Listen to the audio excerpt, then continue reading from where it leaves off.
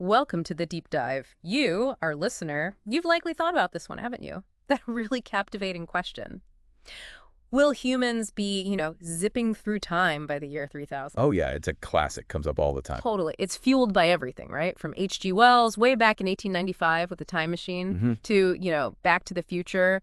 That whole idea just grabs you. It really does. It taps into something fundamental, doesn't it? Yeah. Our curiosity about what was, what could be. Exactly. So let's just get straight to it. You're asking, are we looking at actual time travel, like vehicles and stuff, within the next 1,000 years? Right. That's what we're diving into today. We're going to sift through the science, Einstein's theories, which are pretty mind-bending, hmm these hypothetical wormholes, the weirdness of quantum mechanics, and also those tricky paradoxes that pop up the second you think about messing with time. And we're using a really great source text as our launch pad here, looking at current research too. Yep, the goal is to give you a clear picture. Can this dream actually become reality? Exactly. We want to unpack it all, look at it through a scientific lens, and give you a solid perspective on whether humanity might crack this by 3000. Okay, let's unpack it then. Because Yeah. really, the starting point for any serious discussion about time travel has got to be Albert Einstein. Absolutely. His theories of relativity, special in general, just completely turned our understanding of time on its head. It stopped being just this clock ticking uniformly everywhere, right? Precisely. He showed time isn't rigid or universal. Yeah. It's actually woven together with space, this thing we call space-time. Hmm. And crucially, it can be stretched and squeezed by things like speed and gravity. Okay, so that leads us to this idea of time dilation. Can you break that down? How does that actually work? Sure. Think of time Mm. like a river. Time dilation means this river flows at different speeds for different people.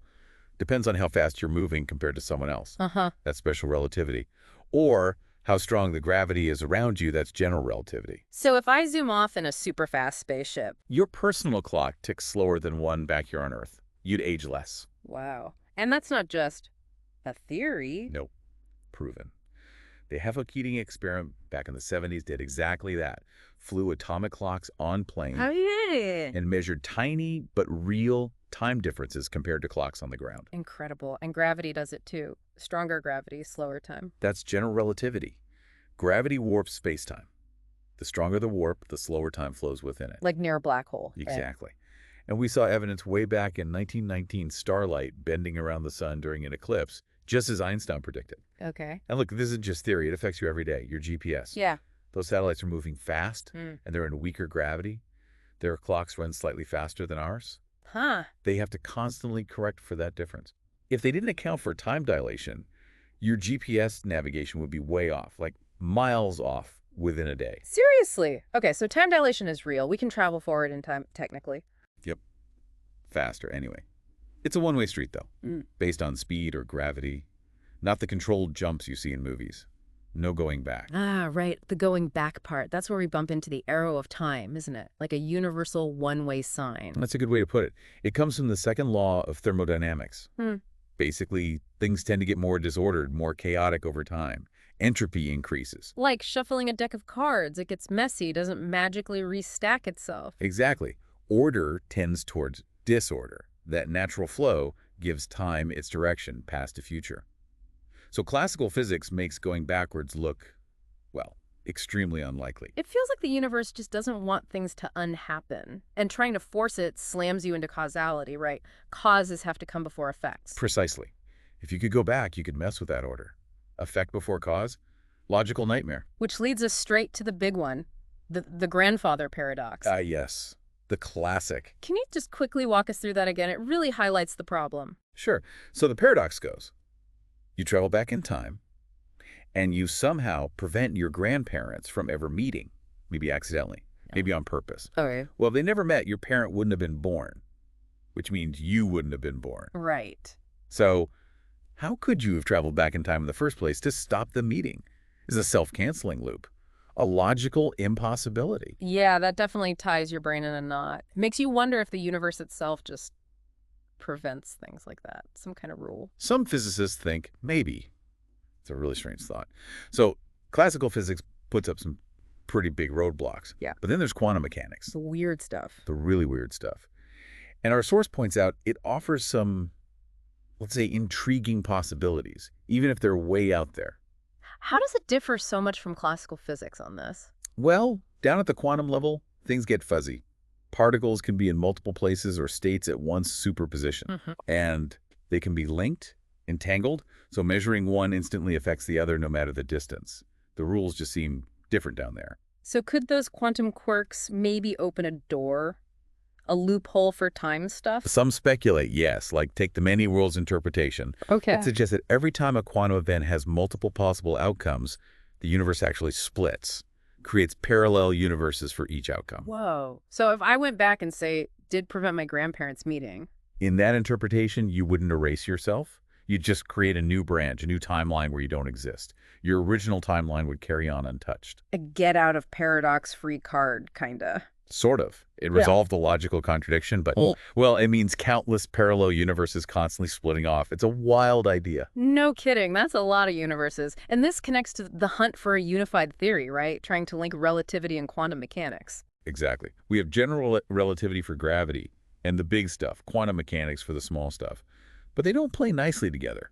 They describe reality in fundamentally different ways. Like two different instruction manuals for the universe. Pretty much. So the big dream is a theory of everything. Maybe string theory, maybe loop quantum gravity, something that combines them. And that might tell us more about time. That's the hope. A unified theory might reveal deeper truths about space-time, maybe even mechanisms for manipulating it that we can't even imagine right now. Which is where places like CERN come in, with the Large Hadron Collider. Precisely. They're smashing particles together looking for clues beyond our current physics, things that might hint at these deeper theories. In quantum computing, too. Yeah, advancements there let us simulate and explore these complex quantum ideas like entanglement or maybe even testing aspects of many worlds in ways we couldn't before. It's all about pushing those frontiers. Okay, so the basic science is complex. Let's move on to the really out there theoretical ways we might actually do time travel. First up, wormholes. Ah, wormholes, the cosmic shortcuts. They sound like pure sci-fi, but there's actual physics behind them. There is, yeah. The idea actually comes out of Einstein's own equations for general relativity. Ludwig Flamm noticed them first, way back in 1916. Then Einstein and Nathan Rosen explored the concept further, the Einstein-Rosen bridge. So, like, tunnels through space-time, connecting distant points. That's the concept. Imagine folding a piece of paper, space-time, so 2 points touch, then punching a hole through, a shortcut. Okay. And how does that become time travel? Well, if you could somehow manipulate one end of the wormhole, maybe move it near light speed or park it near a massive object like a neutron star, time dilation effects would kick in. Time would pass differently at the two ends. So traveling through the wormhole could take you not just across space, but also forward or backward in time relative to when you entered. Okay, sounds neat in theory, but there's a catch, right? Oh, yeah. Stability Yeah. and size. Any natural wormholes, if they even exist, are thought to be incredibly tiny, like subatomic scale, and would collapse almost instantly. So not exactly big enough to fly a spaceship through. Not even close. To keep one open, stable, and large enough, theorists like Kip Thorne figured you'd need something. Well, something called exotic matter. Exotic matter? What on earth is that? Does it even exist? Good question. It's hypothetical stuff with negative mass or negative energy density. Negative mass. So it pushes instead of pulls. Anti-gravity. Essentially, yes. The idea is this repulsive gravity could prop the wormhole open, counteract the crushing force trying to make it collapse. Do we have any evidence for anything like that? We see tiny effects, like the Casimir effect, where quantum fluctuations create a sort of negative pressure between two plates. Very small scale. Okay. But the amount of negative energy you'd need to stabilize a human-sized wormhole, it's colossal, like mind-boggling amounts, way beyond anything we can currently produce or even theorize how to make reliably. Right. So wormholes. Theoretically cool. Practically. Maybe impossible for now. Seems that way. Huge hurdles. Okay, what's next on the theoretical list? Closed time-light curves? CTCs. That sounds even weirder. They are pretty weird. CTCs are another possibility that pops out of solutions to Einstein's equations. Imagine a path through space-time that literally loops back on itself. A loop? Yeah. If you follow this path, you end up back where you started, not just in space, but also earlier in time. A literal time loop built into the fabric of reality. That's the idea. Kurt Gödel found a solution like this in 1949 involving a rotating universe. Didn't really match ours, though. Probably for the best. Probably. Meh. Then Frank Tipler proposed the Tipler cylinder in the 70s, a massive, infinitely long cylinder spinning incredibly fast. Infinitely long. Okay, that sounds tricky to build. Yeah, infinitely tends to be a deal breaker in engineering. Plus, the energy to spin it would be unimaginable, Mm. so widely considered impossible. Right. No Tipler cylinders in the garage anytime soon. But the source mentioned a more, let's say, recent idea, Ronald Mallett's laser thing. Yes, Professor Mallett's work. It's definitely intriguing. His idea is using intense circulating beams of light lasers to twist space-time. Twisting space-time with light. The theory is that this twisting could mimic the frame dragging effect near a rotating black hole, potentially creating a localized CTC, a tiny time loop generated by light. Okay, that sounds slightly less impossible than an infinite cylinder. Still sounds hard, though. Oh, incredibly hard. And it's still very theoretical. Lots of debate about whether it would actually work. The energy needed is still immense. But it's a different approach. He's even proposed experiments using neutrons to trick and detect tiny time reversal effects. So people are actually trying to figure out how to test this stuff, even on a small scale. Some are, yes.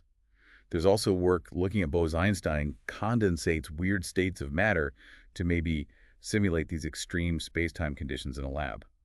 Baby steps. Fascinating. Mm-hmm. And then circling back to quantum mechanics, the many worlds idea comes up again as a potential pathway, or at least a paradox resolver. Right. If many worlds is correct, going back in time and changing something doesn't create a paradox in your timeline. You just shunt yourself onto a different branch of reality. So no risk of erasing yourself from your own past, you just create a new past in a different universe. That's the implication. It solves the grandfather paradox, but at the cost of, well, an infinite number of parallel universes, which is its own conceptual hurdle. Yeah, just a bit. And what about quantum entanglement? Any time travel potential there? It's mostly mentioned in the context of communication. Since entangled particles seem linked instantly across distance, people wonder if that link could somehow cross time. Sending messages to the past? Highly speculative. Hmm. Current understanding says you can't use entanglement to send information faster than light, let alone back in time. So probably not a practical route for travel or communication right now. Okay. So we have these potential paths, wormholes needing exotic matter, CTCs needing impossible energies or space-time twists, maybe parallel universes, all facing huge, huge problems. Which brings us back squarely to the paradoxes. The brain twisters. We keep hitting the grandfather paradox. Why is it such a persistent roadblock? Because it strikes at the heart of logic, of causality, cause and effect. If you can violate that, our whole understanding of how the universe works seems to fall apart. It forces the question, is backward time travel fundamentally disallowed by the laws of physics? But the source mentions ways the universe might dodge these paradoxes, like Novikov's self-consistency principle. What's that about? Novikov's idea is basically that the universe won't let paradoxes happen. Any attempt to change the past is doomed to fail. Or rather, your actions were always part of the history that led to you going back in the first place. So you can go back, but you can't change anything that would prevent you from going back. Exactly. You try to stop your grandparents' meeting, but you slip on a banana peel, Yeah. or your warning message gets misinterpreted. Something ensures history unfolds consistently to allow your time travel. The timeline protects itself. History is stubborn. Very stubborn in this view. It preserves consistency. Okay. And then the other way out is parallel universes again. Right.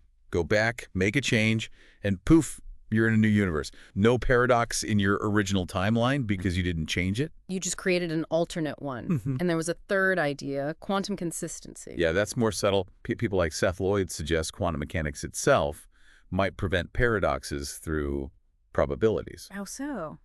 The idea is that the inherent uncertainty in quantum mechanics might mean that any path leading to a paradox has an extremely low, practically zero, probability of actually happening. The universe filters out the paradoxical outcomes via quantum fuzziness. Wow. So maybe the universe has layers of protection against these things. But even if we solve the logic puzzles, there's the butterfly effect, right? Timeline stability. Oh yeah, that's a huge one. From chaos theory, tiny changes can have massive, unpredictable consequences later on. Like stepping on a bug in the Cretaceous could mean humans never evolve. Potentially.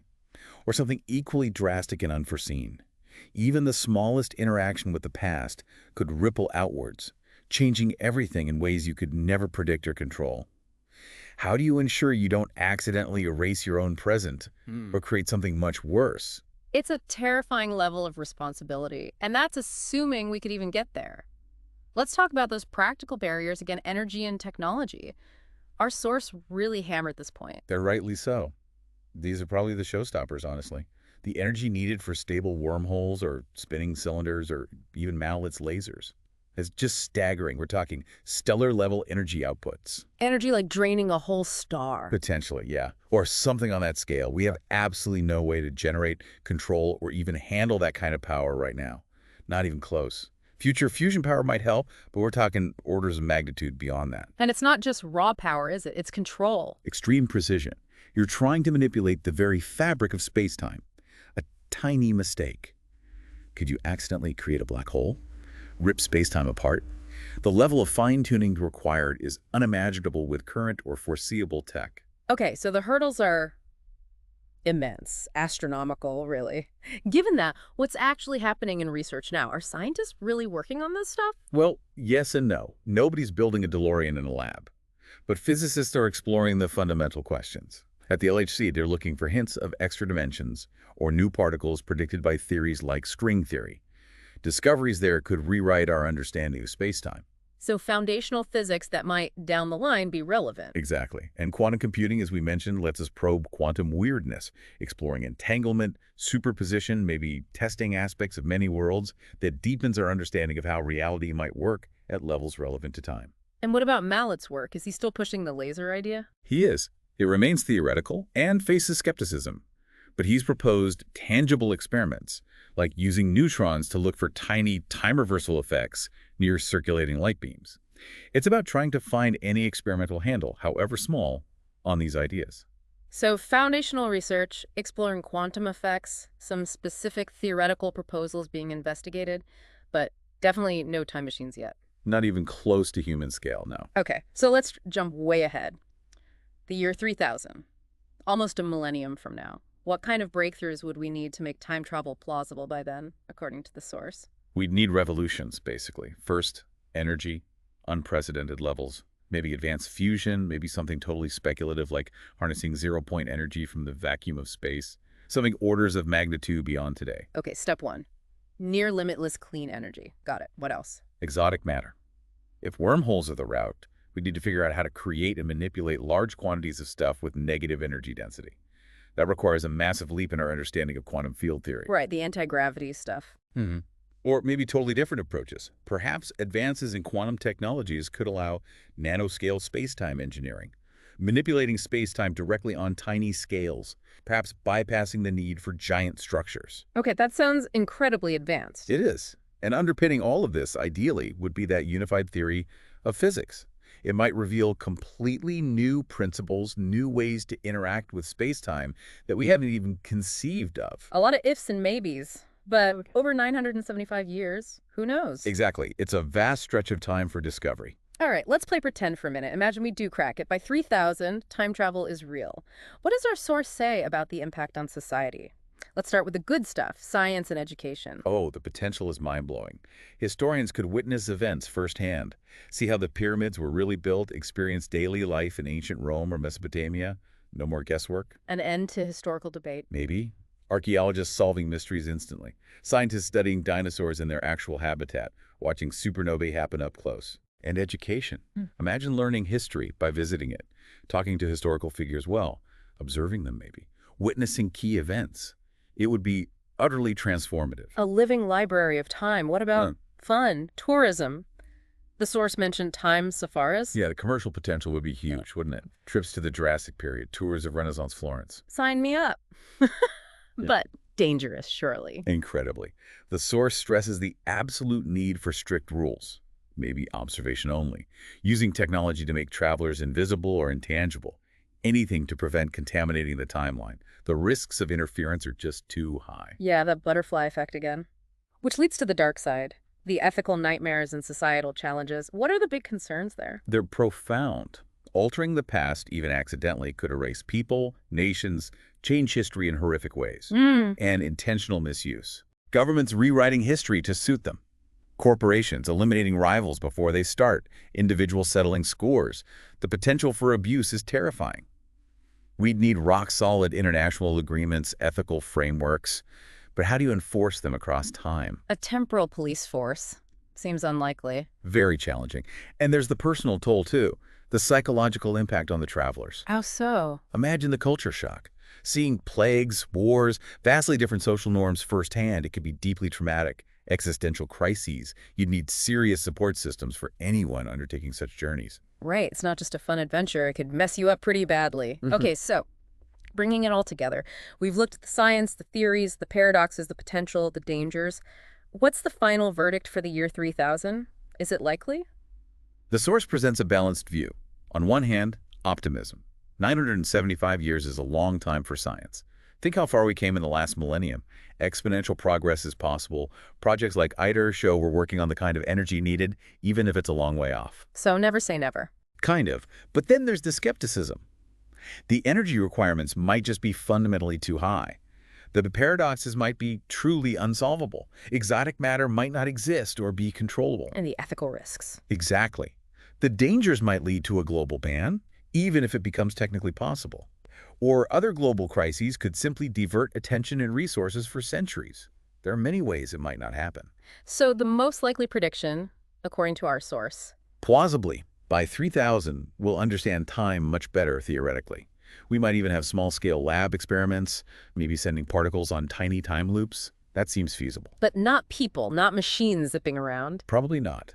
Human-scale, practical time travel is likely to remain elusive. The energy, the exotic matter, the stability, the paradoxes. These hurdles seem too high for the next millennium.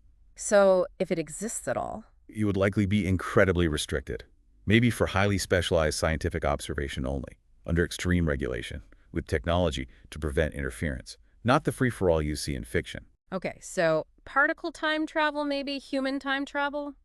Probably not by 3000. Still, an amazing journey through the possibilities. It really shows how much we know and how much more there is to figure out about time itself. It really does.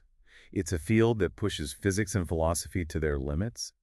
Even if the dream of easy time travel remains distant, chasing that dream drives so much fascinating science. Absolutely. Which brings us to our final thought for you, our listener. We've talked about the science, the risks, the possibilities. So here's the question.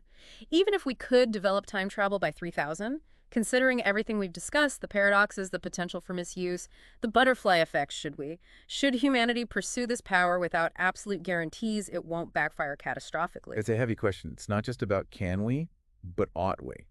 What kind of power is that to unleash? Definitely something to think about. We'd love to hear your take. Do you think we'll make it by 3000? What are the biggest hurdles in your mind? Let us know. And if you enjoyed this journey through time, maybe check out some of our other deep dives, perhaps into the future of space exploration. Lots more big questions out there. Thanks for joining us on the deep dive.